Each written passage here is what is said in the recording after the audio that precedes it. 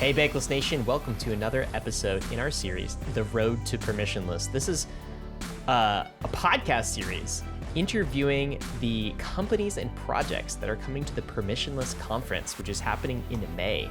David, give us a download. Well, first of all, I should say, Metamask is on this podcast, okay? So we're talking to Taylor, and we're talking to Johan, who is the product lead infrastructure at Metamask. Taylor, of course, came over from MyCrypto. She is an Ethereum wallet OG. Got us through the 2017 ICO days, so it's a fantastic conversation with them. But what is the Permissionless Conference for those who don't know yet?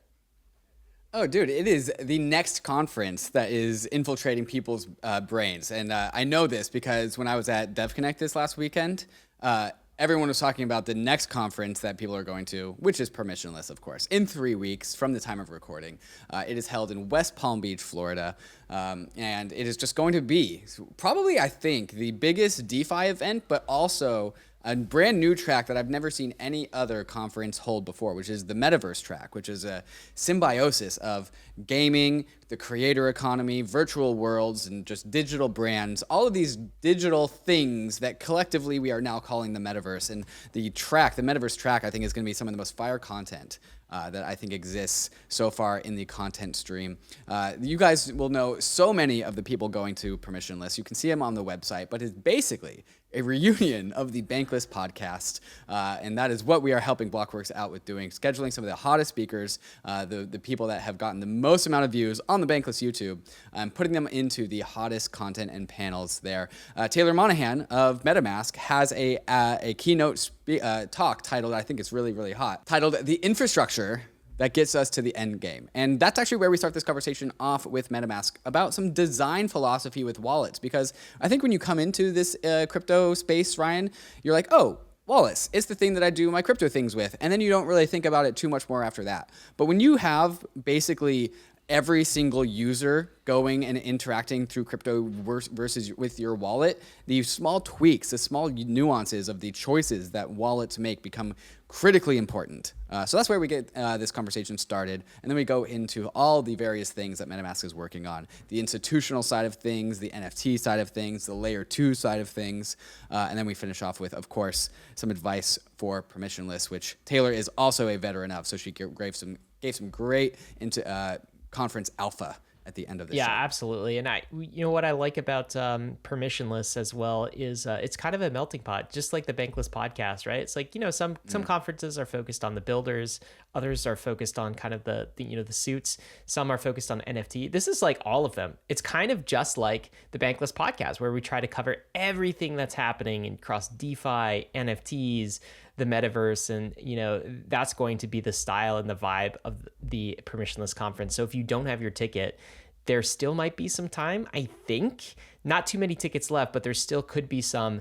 And there is a link in the show notes to a 30% discount if you are a Bankless premium member, which amounts to like several $100s at this point. We'll pay more than a yearly subscription. It's a nice ROI on that, instant ROI if you're planning to attend Permissionless anyway. So go check that out. And now we will get to our episode with Metamask on the Road to Permissionless. Hey, Bankless Nation, welcome to our Road to Permissionless series yet again. We've got the folks from MyCrypto Metamask, now entirely Metamask here. We've got Taylor Monahan. She's the former founder and CEO of MyCrypto, which has become Metamask in a recent acquisition. Also, Johann Bornman, he is the product lead at Metamask. Johan, Taylor, welcome to Bankless. Thank you for having me. You know what? We got to start here because, some people may not have heard about MetaMask. We will just start there anyway. I think almost everyone in the Bankless community and in DeFi probably has heard of MetaMask. But for someone who hasn't, Taylor, how would you explain what MetaMask is? MetaMask is how you access this new world that everyone is building. It is a quote unquote wallet, meaning it is sort of at the most basic level where you access all of your digital assets, whether that's your ETH, whether that's your tokens, whether that's on L2s and the ever expanding ecosystem. But more importantly, it's really like this connection to to dApps that allow you to really get the value out of all of the crazy experiments that people are throwing into the universe these days. And Taylor and Johan, there's the very simple answer of that, which is MetaMask is a wallet, but that just loses so much nuance along the way. So, Johan, I'm wondering if you could add color to the very difficult design decisions that wallet creators and wallet providers must make. Can you talk about a little bit about MetaMask like design philosophy and why it's so complicated to making a good wallet? Yeah, so maybe to add a modifier to start. So I'm the product lead for Metamask Institutional. And so a lot of the things we think about is like how do we bridge institutions into DeFi and Web3? But I can definitely speak to your question. So obviously we have the birth of the new internet, a paradigm shift taking place in front of our very eyes. And with that, we have innovation cycles that is absolutely second to none. And I think that, as product builds in this space and as wallet builds in this space, and Taylor and I had a long conversation about this a couple of weeks ago, we have to think very deeply about how can we abstract that complexity. As most of us know, there are very sort of active degens in this space. There's a lot of complexity around kind of yield farming across layer ones and layer twos, understanding smart contract risks. And so I think a lot of the things we think very deeply about is how can we reduce that complexity? How can we build great product experiences? And then very importantly, how can we bridge our friends and our family into Web3? And so with that, I think our role is that abstraction layer. That is obviously a very complex thing and a very complex problem to solve. Yeah, almost certainly. There's this inherent neutrality about these blockchains that wallets talk to. Bitcoin is supposed to be this neutral platform, and so is Ethereum. Something out of MetaMask that I've really appreciated is this lack of opinion or lack of political choice about how a wallet should be designed. Can you talk about that and the importance of this ethos when it comes to designing our wallets? Taylor, I think I'll throw that one back to you. Yeah, I mean, I think that in the world of this Web3 world where so much is about partnerships and announcements and hype and generating attention. I think that one reason that MetaMask has sort of gained a foothold in the way that it has is that it's shoved all of that away. And I think it's massively important because it allows us to really focus on the end user, and it allows us to make the choices that are best for them and not to sort of compromise between all of the other desires and needs and financial obligations that people have in this ecosystem. Because at the end of the day, the wallet is really that final barrier or that final access point. So it can let you through, it can let you in, it can act as a gatekeeper if it chooses to. It can protect you, right? Or it could not. All of those sorts of concepts. And I think that by really just having this culture within MetaMask of remaining neutral and remaining focused on what we're here for and just providing the most objective access that we can. Yeah, I think that we've made a lot of really good choices. It does make the UX a little bit hairy at points, but I think we'll get there. As we all know, coming into 2021 and beyond, we've onboarded so many different users in the crypto space, a lot of newer NFT users, and somehow NFT users have gotten the branding of giving up their private keys or falling victim to scams just because they came into the crypto ecosystem so rapidly with so much acceleration that they haven't learned the best practices or haven't learned how scam riddled this ecosystem is. And so I think if the simple take, the unnuanced take for people coming into the space is, why won't my wallet protect me from all the scams? Why won't it identify every stolen NFT? Why won't it do all of these things that help me be protected? Taylor, can you talk about some of the second order effects of, again, political and opinionated choices about wallet design and how it impacts decentralization along the line? Yeah, so if we make a choice to say, protect, quote unquote, protect one of your transactions from going to a quote unquote known scammer, it does open up this door to censor your transactions to anyone, right? I think that's the most simple way to put it, and it's a bit difficult with like the words that we're using, right? Because like, what's the difference between protecting and censoring? And really, it's about like the end user and what their desires are, right? And whether it's something being forced on them or something that they want to willingly give over that responsibility to their provider. Um, and so I think that like again, I think that by starting at the most neutral part and then and not baking that functionality into the core wallet, I think that's really, really important. And the next layer that we're building right now is what we're calling MetaMask Snaps, and it's in beta. There's like a developer build called MetaMask Flask that you can install. That is sort of this secondary layer to the wallet where people can then choose, hey, you know what? I do want some of my transactions to be censored, or I want to be protected, right? And we can let anyone and everyone sort of build these specific sort of tools or the specific functionality that works, and then the users can opt in to that experience. And I think that's really important, and it allows the wallet to remain it allows the wallet to do what it's meant to do at the very core and not get into the politics, not get into making decisions on behalf of the user, right? We're just trying to provide this informed consent. We're not trying to force people down any one road, and we're especially trying not to open ourselves up to like any legal obligation to protect them. Taylor, I've always thought like the mental model for MetaMask is kind of like almost like a browser, right? So people in the early internet are like, they needed a browser. They needed a Netscape in order to navigate all of these things. And the same way you need a MetaMask to navigate all of the assets and identity and all of the cool Web3 things you can do. And so when you were talking about MetaMask Snaps, that reminded me a little bit of like browser extensions. Is that like a useful analogy where like, if I'm using Google Chrome, I like right now, I have tons of different extensions that are super useful for me for like, bookmarking things and password management and and MetaMask is an extension as well. What are snaps like extensions? Is that a good analog?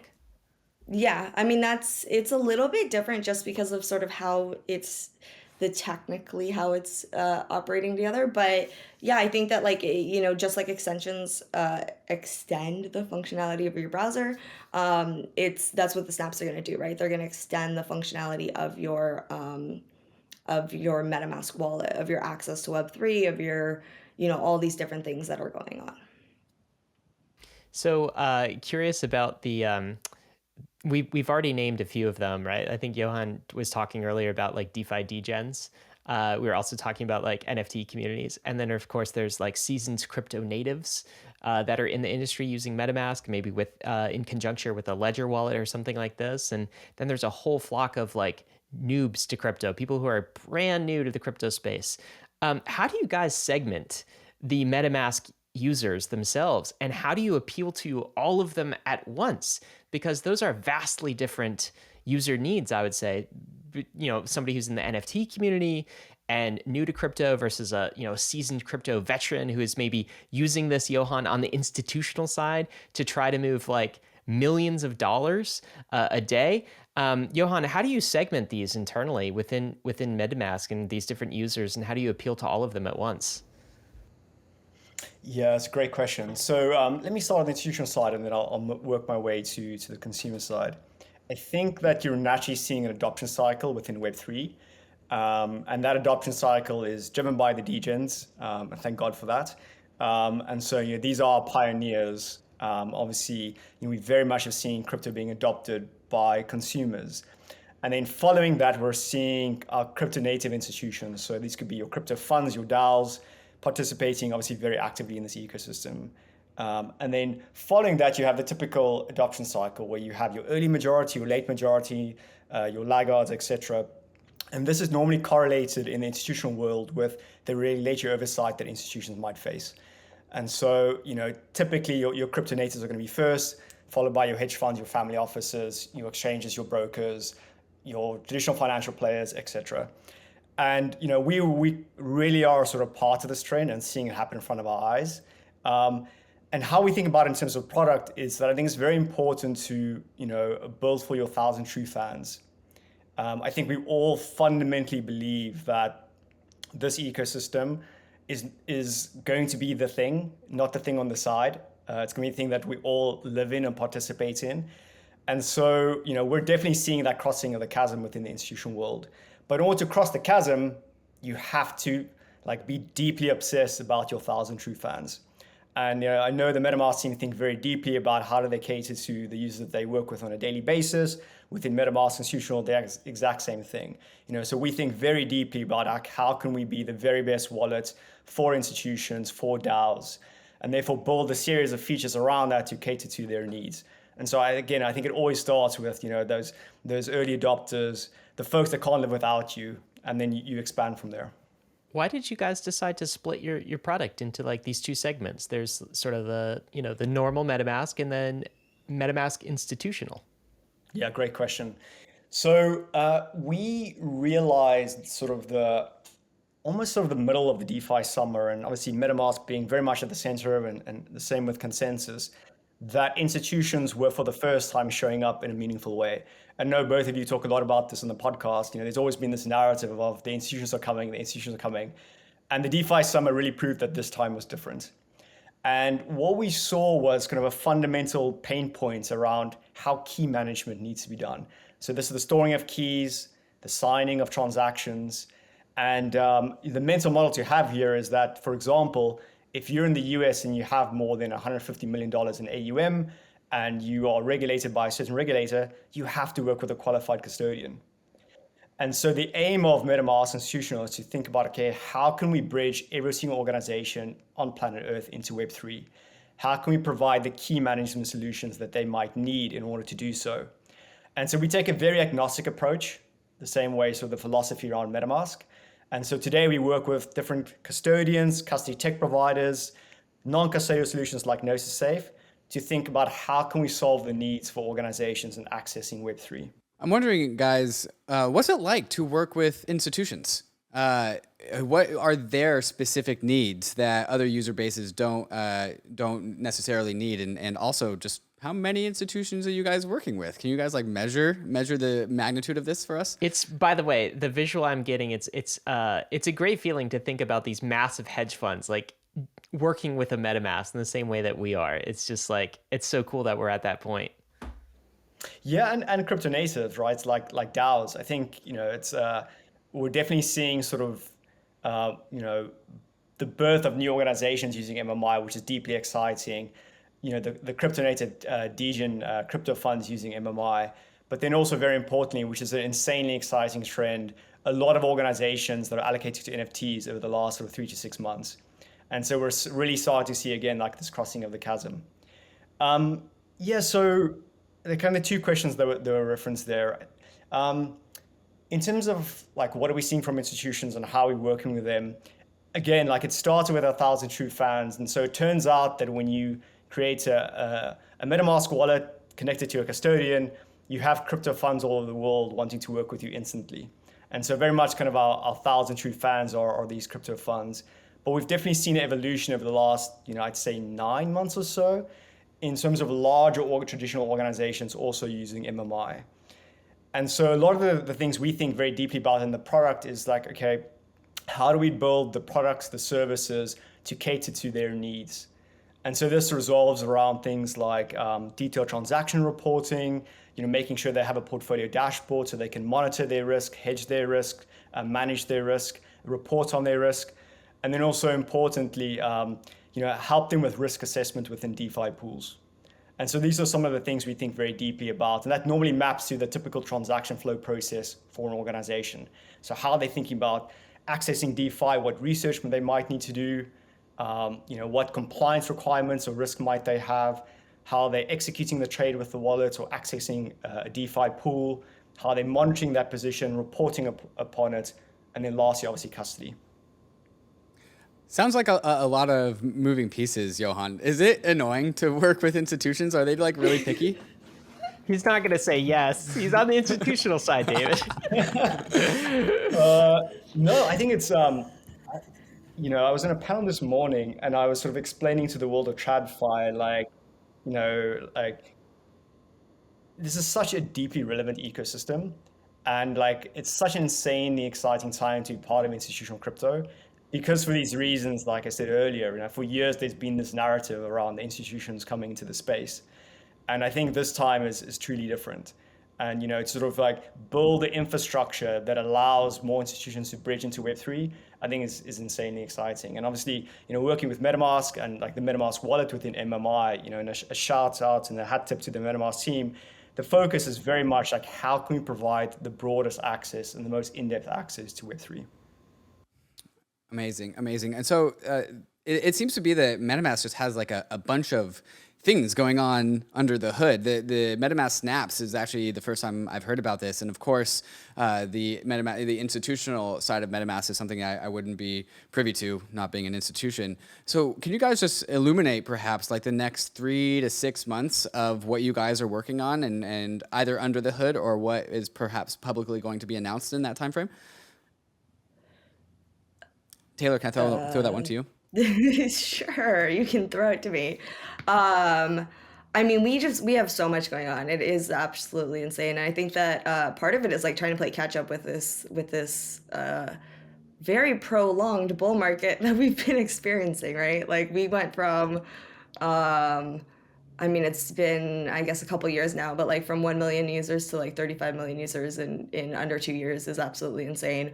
So a lot of our focus right now is on sort of improving the user safety features or the security features, the sort of overall user experience, and giving people information and education about this new world that we're playing in. Obviously cross networks, right? L2s have come to being like in a very big way. And yeah, and I think further figuring out how to best serve each of these different user types is something that's very top of mind. And one thing that Johan and I were talking about a couple weeks ago is like users actually like evolve through the sort of the crypto seasons, I would say, right? Like you have like people call me like an OG now because I'm on like my third summer. I think like anyone who makes it is still around after their sort of like makes it through the first winter. I would call them an OG. But at this point, like real wealth is being created, right? Like people have gone from being maybe like a kid in college with literally like, just student debt and that's it, to having a fantastic amount of sort of digital wealth, right? Like that's not sort of necessarily recorded on paper. How do we capture that? How do we help them level up their sort of their thinking about this, right? Because in the traditional world, if you were to suddenly have $1 million, $10 million, $100 million worth of various assets in your bank account, you would have a number of people, a huge number of people probably pinging you, right? You'd have financial advisors, you'd have your bank, you'd have all these people being like, yeah, like, what Have you can you do? considered How do you get the certificates of best? deposit? That's Like what there's like just so many yeah. things, right? But Yes.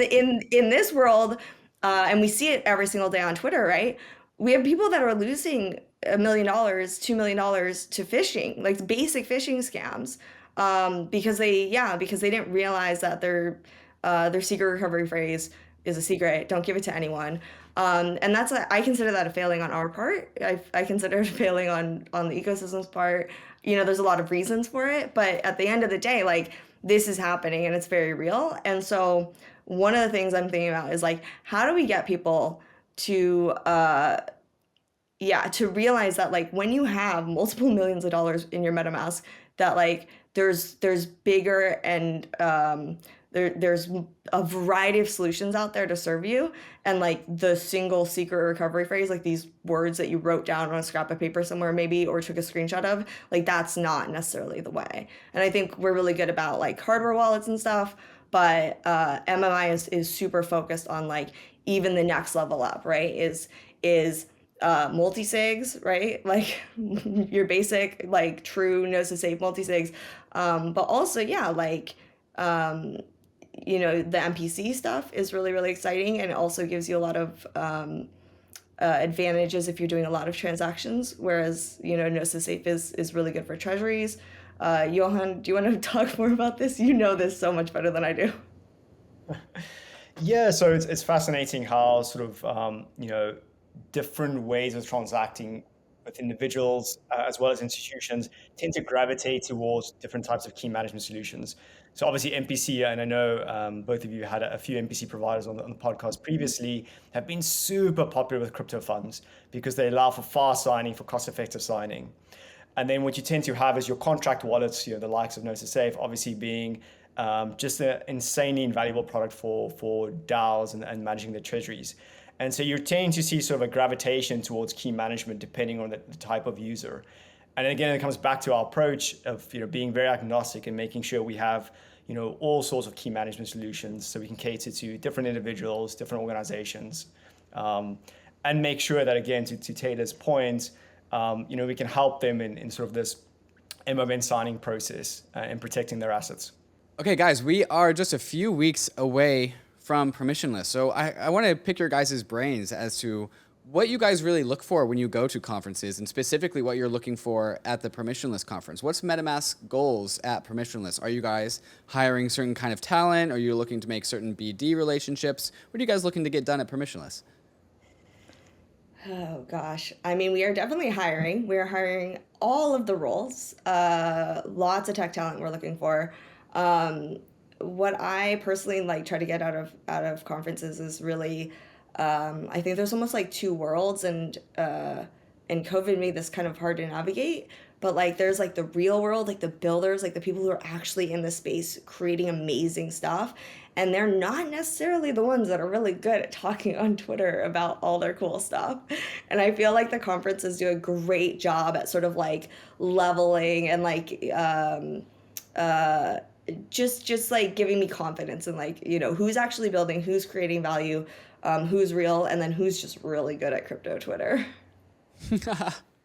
And Taylor, as an OG in the space, if you don't mind me giving you that label, I'm sure you've been to a number of conferences in the past. I think I've seen you at a few of them. Just what advice do you have for newcomers into this space that have yet to go to conferences and are just kind of unfamiliar with what to expect? What advice would you give them? Oh goodness. I would say don't make any any solid plans. I absolutely hate it when they schedule my conference and I have to meet with all these different people. I think that those sort of random encounters or the random talks that you weren't planning on going to and then you showed up at, those can be some of the most valuable. And I think that the most important thing is to just talk to people, right? Just go out and talk to people, meet people, share your voice, listen to other people's voices, and really just soak it all in. The vibe of conferences is the best part of them for sure. So just enjoy it. And definitely adding on my own take to that, just talk to people conversation. Please refrain from pitching someone at least 30 seconds or more into the conversation. Yes, Johan, do not pitch anything ever. Sorry, but don't. Yeah, no, we all understand. Johan, I think there's going to be probably a lot of institutions that are also first-timers coming into these crypto conferences. Were you familiar with conferences that are not crypto conferences that are institutional heavy? And how would you, what advice would you have for institutions or representatives of institutions who are coming to Permissionless? Well, I think crypto conferences are probably some of the most unique gatherings in the world today. They are a very kind of special week where, to Taylor's point, you're seeing sort of a ton of innovation and creativity, and the ecosystem is just so friendly that it's just such a neat kind of event to be part of. Most crypto conferences, and they are quite juxtaposed compared to other conferences and gatherings, I would say. The thing I tend to get 99% of time of conversations is win token, number one. And also I have this bug on my MetaMask, am I taking a look? So there's a lot of customer support, but so that aside, I think that Permissionless is definitely going to be attracting a ton of crypto native institutions. I know there are going to be tons of DAOs, during the week. And so no doubt a lot of conversation will probably sort of coalesce around that. I'd say that, the DeFi degens, the crypto funds have been, so part of crypto conferences for a very long time. And so I think a lot of our clients will be there as well. So I think that generally speaking, I'm expecting tons of organizations of all stripes to be there.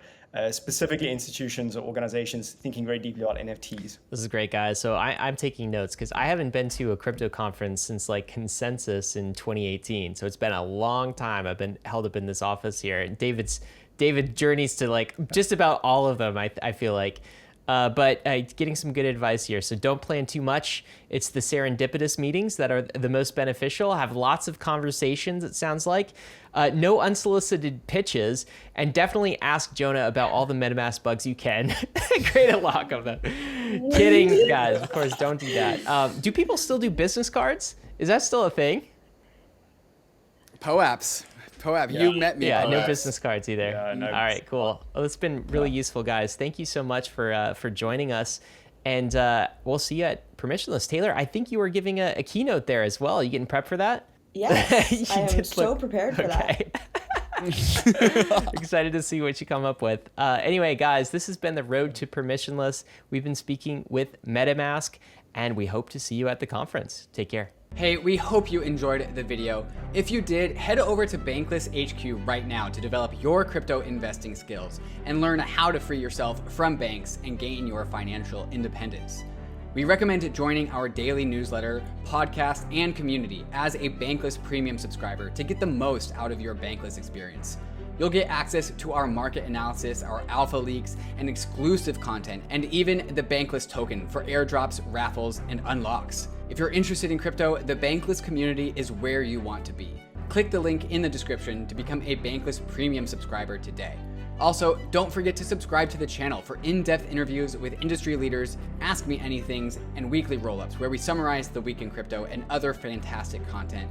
Thanks everyone for watching and being on the journey as we build out the Bankless Nation.